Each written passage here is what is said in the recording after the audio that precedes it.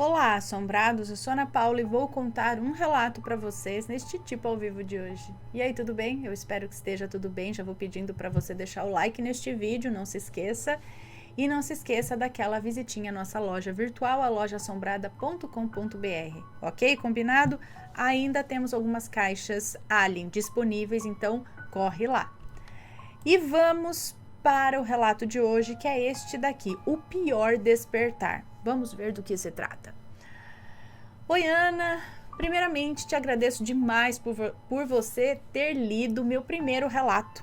Eu sou o fulano que contou sobre algo que saiu do sonho lúcido ou quis entrar nele.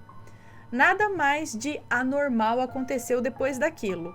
A presença na janela ainda não entrou de novo em casa e até diminuiu. Foi muito bom ler os comentários e responder a maioria. 4 dias depois. Enviei o link do vídeo para muitos amigos e 2 deles me disseram que também sonham igual, mas tinham vergonha de falar a respeito. Tem muita gente que tem essas experiências, mas tem vergonha de contar, fica receoso, né? Então é interessante você ver outras histórias aqui de pessoas anônimas, mas você se identificar e falar, cara, já aconteceu isso comigo também. Pode enviar a sua experiência, todo mundo aqui é anônimo, tá? Este relato aqui será sobre o pior despertar que tive depois de outro sonho lúcido. No entanto, serei mais detalhista, ou seja, relato longo, perdão. Pois de fato, hoje vou contar coisas lá de dentro, que talvez sejam ruins para pessoas muito sensíveis à agressão física. Não, o problema não é ser excessiva à agressão física, o problema é o YouTube cortar as coisas aqui, né? Aviso dado, agora solta a vinheta, Matheus. Não tem vinheta. Bom, vamos lá. Mais uma noite eu ia para a cama após uma rotina de trabalho que começava a ficar intensa, como hoje ela é. Naquele tempo, em 2018, eu não vivia abalado por causa de burnout, princípio de ansiedade, correria pelos tratamentos de saúde dos meus pais e 2 doenças congênitas que descobri em mim. Então eu dormia bem, sem ajuda frequente de álcool que me apagasse. Assim, os meus sonhos lúcidos aconteciam quase 3 ou 4 vezes por semana. Eles são mais comuns quando eu não durmo de porre ou realmente preocupado com algo. Na noite em questão, como sempre, eu forcei o meu adormecimento fazendo 3 exercícios rápidos, que até hoje me ajudam no preparo para um sonho lúcido. Ok. Bom, depois dos exercícios, eu me propus o assunto inicial do sonho. Eu queria explorar uma cidade deserta, apenas eu lá, como no filme Eu Sou a Lenda. Infelizmente não aconteceu com muita exatidão, pois acabou não sendo uma cidade. Eu estava em um local muito aberto, como um enorme parque natural, com planaltos e planícies, grandes montes de terra, às vezes cobertos de mato sedoso. Bem ao longe eu via casinhas, ora bem perto umas das outras, ora distantes entre si. Tudo estava claro, mesmo sem sol aparente. Achei a paisagem linda. Eu sentia calma e solitude. Mas eu queria ver mais. Então eu saltei, imitando o super-homem, pegando impulso para voar. Igual você mesma já relatou que fez, Ana, assim, tá? Dá aquele pulão, aí você vai assim, ó, igual se estivesse sem gravidade. Dá um gelo na barriga.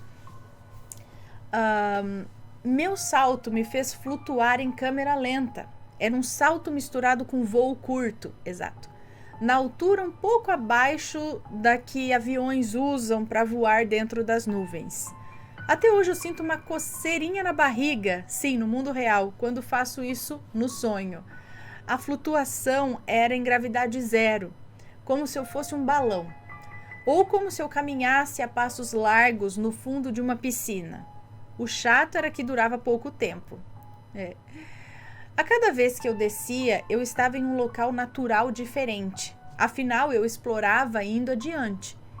Eu via pontes quilométricas de madeira ou pedregulhos, estradas longas que iam em direção ao céu, árvores cujos caules e folhagens chegavam até o céu, fazendas de cavalos, bois e búfalos gigantes, rio correndo no meio de campos, Eu assisti a todos esses cenários de cima, pousando neles suavemente para depois pegar outro impulso e voar de novo. Notei também que a cada descida, a coloração dos ambientes ficava mais acinzentada, como se os meus olhos ou os meus óculos recebessem lentes mais escuras após cada pulo. Como quem olha de dentro de um carro com vidros peliculados. Até o momento em que, depois de descer de uma flutuação, eu retornei ao local do início do sonho, mas tudo estava mais deteriorado. Agora parecia um pântano, tudo marrom, sépia, verde musgo e roxo. Além disso, a atmosfera era de um cinza sobrecarregado, como se eu enxergasse através de um quartzo fumê, que tem aspecto de esfumaçado, ao mesmo tempo em que é transparente. Ok. Pousei e não pulei de novo, pois passei a ver pequenos grupos de pessoas em pé, aqui e acolá, ao redor de outras que estavam deitadas no chão. O grupo de pessoas mais próximo de mim estava quase perto, bastando eu caminhar 2 minutos para alcançá-las. Eu as vi de costas para mim.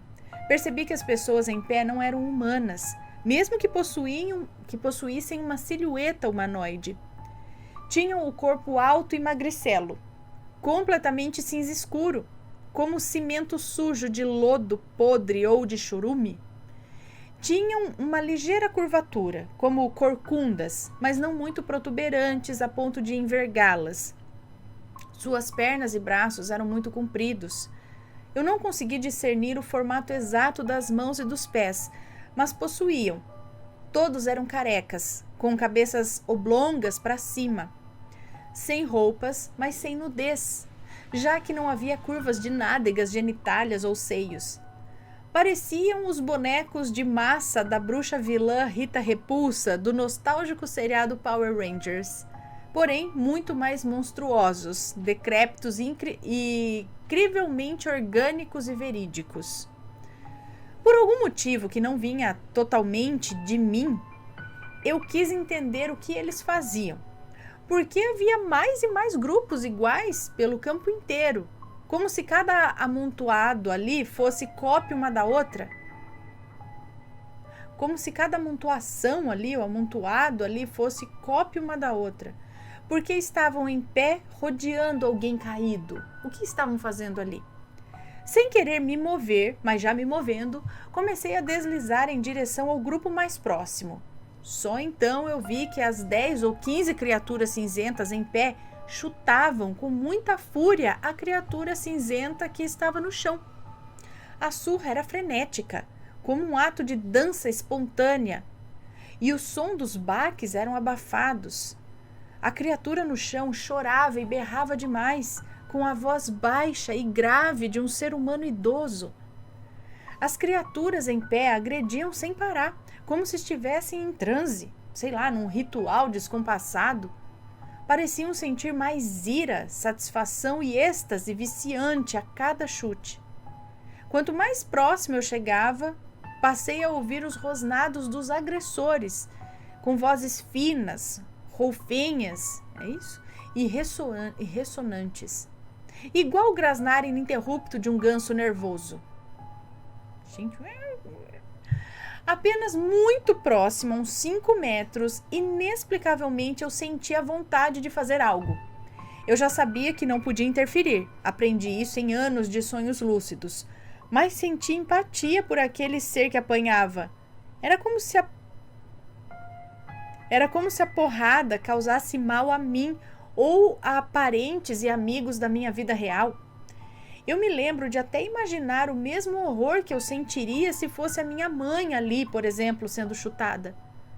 Não me contive e gritei com voz embargada de choro, incredulidade e raiva. Ei, parem! Por que estão fazendo isso? Foi quando as criaturas em pé se viraram todas para mim, ainda rosnando feio. Seus rostos cinzentos eram borrados, mas deu para visualizar que tinham somente 2 buracos no lugar dos olhos e um buraco oval enorme como boca, sem dentes, nem narizes, nem orelhas. Parecia a figura retratada do famoso quadro O Grito, de Edvard Munch, o grito de Munch. Sabe aquele, assim, com a boca assim, 2 buracos no lugar dos olhos. Assim, na verdade. No instante em que eu as afrontei, elas vieram para cima de mim, chegando perto até conseguirem me puxar. Até que aquela que estava caída, apanhando, avançava, arrastando-se pelo chão e berrando. Como eu nunca me vejo em terceira pessoa nos sonhos, eu vi os meus braços entrarem em meu campo de visão, na perspectiva de primeira pessoa, igual no jogo Doom. Eu senti medo ao experimentar os puxões que as criaturas me davam. Eu as sentia até atrás de mim, mesmo sem conseguir vê-las. Elas agarravam apenas os meus braços, mas mesmo que me puxassem com força e cólera, eu não saía do lugar. Era como se eu fosse uma corda que elas usavam como um cabo de guerra que não conseguiam vencer. Comecei a falar e repetir: "Vão arrancar os meus braços! Alguém me ajude!" Os rostos delas foram se aproximando e eu senti mais medo ainda. Eu olhava para os lados e via mais e mais delas chegando. Só que ao longe, as que se aproximavam eram gigantes, pisando num baque surdo de tremer o campo inteiro. Eu olhei para cima e tentei pular para sair dali voando, mas eu não conseguia.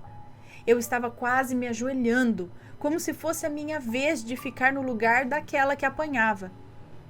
Eu já estava consciente de que havia cometido, no mínimo, 3 erros nesse tipo de sonho. Já compreendia que atos assim, não sei porquê, causam turbulência no sonhar. É como um terremoto que sacode até o ar, e nuvens pesadas de chuva tomam conta do local, e o som fica muito mais gutural e cavernoso. Mas, ao mesmo tempo, eu sabia que era, sim, só um sonho, só entre aspas. Então me forcei a acordar no mundo real, com a mesma técnica que desenvolvi sempre que preciso sair de imediato. Gritei um "ah!" com pressa, arrebentando a garganta. Acordei na mesma hora em que minha mãe me chamava, lá da casa dela, abaixo da minha. Como eu disse no primeiro relato, eu moro nos altos, e é no fundo do terreno dos meus pais, que moram abaixo de mim, e quem mora abaixo de mim é meu irmão. Ou seja, pais vivem na frente, filhos fazem a festa no fundão. Entre a gente, é perfeitamente normal, às vezes, ela me chamar assim, minha mãe me chamar assim, pois a distância entre as casas é curta, ainda que eu a reprovasse em expor o meu nome na vizinhança toda. Aí eu gritei de volta um fraco "já vou, mãe", bocejando ainda sem me levantar, ainda tonto por acordar na marra e com receio. Mamãe gritou meu nome de novo e eu falei um "já tô indo, mãe", mesmo sabendo que ela não ouviria, pois eu ainda não conseguia alterar a voz. Eu já estava de bermuda, então só abri a minha porta frontal e desci ligeiro e descalço as escadas que separavam as casas. Eu acho que eram umas 7 horas da manhã, pois tudo estava claro. Cheguei ao fim das escadas e mamãe gritou: "Fulano! Eu já tô aqui, mãe! Fulano! O que foi, mãe? Cadê? Fulano!" A cada grito, a voz dela soava com mais urgência. Eu olhava para todo lado esperando ver a minha mãe na área traseira da casa dela, que dava acesso às minhas escadas, mas só havia o cenário da moradia familiar e a voz materna me chamando. Então eu entendi. Eu não tinha acordado. Era um sonho dentro de um sonho. Insidious, como que é aquele... o sonho dentro do sonho lá? Eu me senti fulo, para não dizer pé da vida, né? Porque nunca foram boas as 3 ou 4 experiências que tive com sonhos dentro de sonhos, das quais me lembro com detalhes. Sempre foram mórbidas, angustiantes, silenciosas, confusas, como se me impelissem a tentar contra a minha vida, lá no sonho, é claro. Eu me senti fulo também porque eu não notei os indícios de que aquele não fora um despertar comum. Por exemplo, primeiro, eu só durmo pelado quando eu tô na minha cama. Segundo, eu sempre uso chinelo para evitar acidente ao descer correndo as minhas escadas, como já sofri. Terceiro, a minha voz saía abafada, como se eu falasse com a cara no travesseiro. Quarto, exceto pelos gritos de mamãe, o dia lá fora estava completamente silencioso e parado, sem canto de pássaros, sem vento balançando árvores, sem ruas começando a receber pessoas.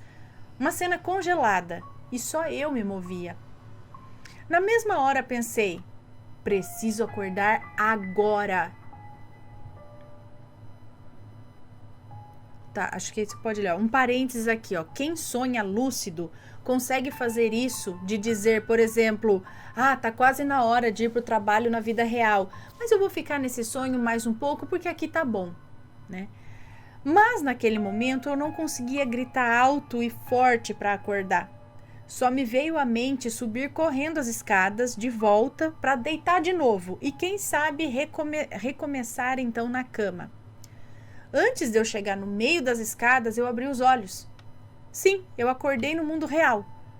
Compreendi que não era um novo sonho logo nos primeiros segundos desse último despertar, pois antes, escapando das criaturas, eu nem tinha prestado atenção nos detalhes da casa, que sempre representam o mundo real no meu despertar normal. O mundo real do meu despertar normal. Bom, ainda me parecia ser o meio da madrugada. A penumbra preenchia o apartamento, que é bem pequeno. No norte chamamos de kitnet, no sudeste é estúdio. Eu sabia que era o meu lar físico real. Pelas janelas gradeadas abertas, eu via luzes de postes e demais lâmpadas lá fora. Os sons da noite ainda eram os habituais, grilos, escapamento de moto, latidos, morcegos, meu ventilador. Eu ainda conseguia ver e ouvir o leve balançar da coleção de sino dos ventos, cortinas de miçangas, primas d'água, fios de luz e apanhadores de sonhos em minhas janelas e prateleiras suspensas. Coisas que compro ou que eu mesmo faço artesanalmente para decoração e, por que não, proteção. No entanto, havia outra surpresa terrível. Eu estava travado. Comecei a sentir medo e raiva, pois eu sempre duvidei estar passando por uma paralisia do sono. Poxa, eu mexia com certa rapidez os olhos e a mandíbula, ainda que o pescoço estivesse lento. Sim, meu maxilar mexia total. Eu abria e fechava. Eu juro que mexia, Ana. Eu juro pela lua. E olha que envolver a lua é um comprometimento muito sério para um neopagão. Eu odeio pensar que é possível paralisar assim, pois em sonhos, ok, eu altero ou acordo, ou eu tento. Mas já acordado, aí é outra coisa. É como constatar que o meu cérebro está falhando sem eu lutar contra. Bom, o pior foi quando percebi que acordei travado de barriga para cima, de boca aberta e com a ponta do meu queixo na direção do meu peito. Como se alguém tivesse me posicionado na maneira correta para eu, deitado, conseguir enxergar os meus pés. Igual fazer abdominal errado, maltratando apenas o pescoço e sem usar os braços, sabe? Tipo, assim. Nessa posição, eu conseguia olhar a porta frontal de casa, pois, como eu disse, o meu kitnet é pequeno, de estilo aberto, sem paredes internas, só as que limitam o banheiro. Então tudo é visível. Confesso que senti mais medo. Só pensei em me libertar do aprisionamento corporal. Forcei minha garganta, como quem se esforça carregando um móvel realmente pesado. Fiquei 1 ou 2 minutos assim, olhando a porta e forçando o grito, movendo a mandíbula, querendo chorar. Meu cérebro começou a me sugerir que algo aconteceria naquele escuro, naquela porta, naquele ângulo de visão. Porém, nada mais aconteceu a não ser o meu grito. E é sempre assim, quando você está paralisado, parece que fala, vai aparecer alguma coisa, você começa a ter aquela sensação. Porém, só aconteceu o meu grito. E eu gritei tão alto, irritado e súbito que pensei que os vizinhos fossem acordar e chamar a polícia. Mas não houve movimentação além dos muros. Talvez porque o meu grito saiu curto, grosso e em tom baixo, como geralmente é a minha voz quando eu suspiro bem cansado. Consegui me mexer aos poucos, relaxei, exausto, ainda deitado, testando a mobilidade do corpo inteiro. Peguei o celular na mesinha para ver as horas, quase 6 horas da manhã. Lacrimejei rápido, aliviado. Logo me controlei com exercícios de respiração, preferi esperar o sol entrar pelas janelas do lado leste para levantar e começar a rotina com café e repasse mental do que acabara de sobreviver. Foi a primeira vez que senti um descontrole de sonho e despertar tão exagerado. Talvez eu tenha acordado naquela posição estranha porque o meu corpo real tentou imitar as criaturas cinzentas, curvadas e de bocas abertas. Talvez o segundo sonho envolveu mamãe porque temi que as criaturas chutassem a minha velhinha. O ruim nisso tudo é que gostei do fato de ter descido 1 ou 2 degraus. Mesmo assim, espero que não se repita. E é isso, Ana. Muito obrigado pelo espaço novamente. Juro que não envio mais relatos de sonhos lúcidos para não chatear você nem os assombrados. Um abração para você, para o seu Mateus e filhos e pets. E assombrados, deixem o like. Ou acordarão do mesmo jeito. Ai, brincadeira. Eu retiro essa última frase. Ele disse.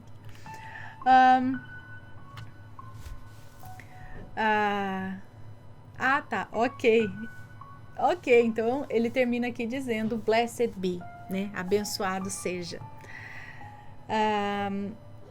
E aqui, bom. Aqui ele ensina o preparo que ele faz para auxiliar a ter sonhos lúcidos, mas eu prefiro não dizer. Então, não tem nada demais, ok? Não tem nada demais, mas eu prefiro não ensinar aqui, enfim. Mas vocês podem, quem quiser, acho que pode encontrar isso, mas enfim. É interessante esse lance de sonho lúcido. Eu gosto bastante, mas parece que a gente pode encontrar umas coisinhas não muito agradáveis do lado de lá. Tem algumas regras a se seguir se você chegar nesse lugar, né? E eu nem sabia essas regras, eu também, sei lá, eu me meto nas coisas, gente, que eu tenho sonho lúcido. Porque na minha cabeça, assim, era sonho. Isso é sonho. Eu vou fazer o que eu quiser aqui dentro, vou festar, Só que eu nunca consigo viajar de carro, sabe? Eu já tentei entrar no carro e, sei lá, seguir. Mas sempre acontece alguma coisa que não dá. Eu não consigo ficar muito... tipo, entrar num carro e sair de um ponto no outro. Eu sonho que tô no carro, eu sonho que eu estaciono o carro, que eu procuro o carro para sair, mas... sonho às vezes que eu tô dirigindo, mas eu não sei, é estranho. Eu não consigo ter muito controle de tipo, entrar num carro, rodar até um lugar e sair de lá e ter consciência bem disso. Mas é interessante, né? E aí ele sonhou com umas criaturas, um lugar meio esquisito. Geralmente eu sonho com gente normal mesmo, assim. Não tem umas criaturas assim, não. Mas será que ele foi parar em outro lugar, né? Sei lá, alguém aí já teve uma experiência desse tipo? Conta pra gente, compartilha aí a sua experiência, ok? Um grande beijo pra vocês e a gente se vê no próximo relato. Fui!